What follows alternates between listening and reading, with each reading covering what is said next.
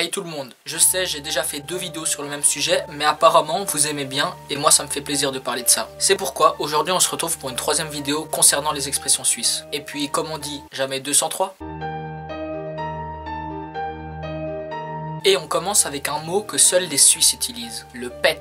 Le plastique pour ceux qui n'auraient pas compris. Ce mot est utilisé en particulier pour les bouteilles. Et dites-vous que même à la décharge, il y a la zone bouteille en PET. En Suisse, si on vous invite à un souper canadien, on vous invite à une sorte de buffet avec beaucoup de personnes. Et chaque personne est censée apporter un plat qui constitue au final le repas entier. En restant dans le sujet nourriture, pour dire mélanger la salade, en Suisse on dit fatiguer la salade. Pourquoi?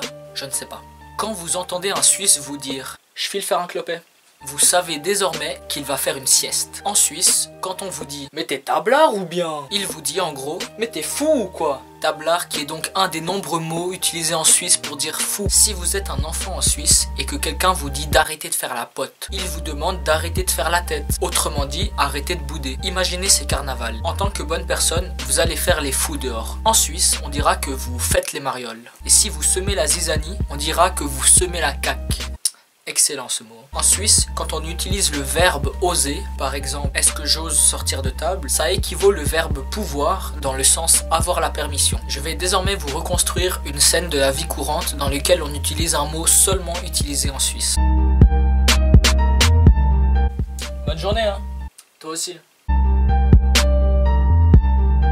Bonne journée, hein. Pareillement.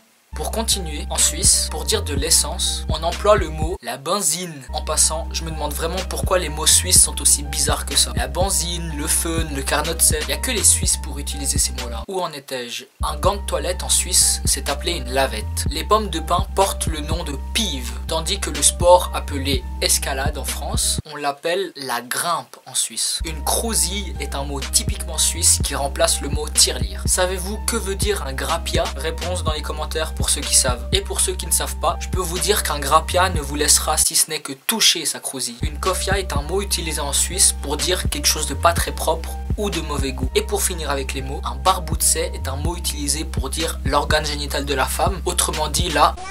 Juste avant de terminer, voici 3 choses à ne pas oublier dans le vocabulaire suisse. Premièrement, le chiffre qui suit le chiffre 19 ne se dit pas 20 comme en France, mais 20. Faut pas oublier de prononcer le T. La lettre W peut se dire V double en Suisse, mais heureusement tout le monde ne l'applique pas. Et troisièmement, la lettre J peut se dire IJ en Suisse. Comme la lettre précédente, tout le monde ne le dit pas de cette manière. Et heureusement. Et voilà, c'est déjà la fin de cette vidéo. N'oubliez pas le petit pouce bleu et de vous abonner si vous avez aimé la vidéo, bien entendu. J'espère que la vidéo vous a été utile pour votre culture générale. Sur ce, je te dis ciao et